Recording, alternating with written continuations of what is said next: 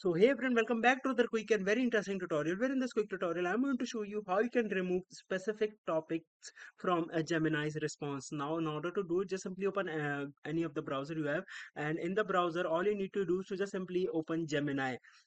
You can do the same step from your smartphones as well. Now, once the Gemini gets open here, click on this option and go to the settings. And in the settings, click on this option of saved info.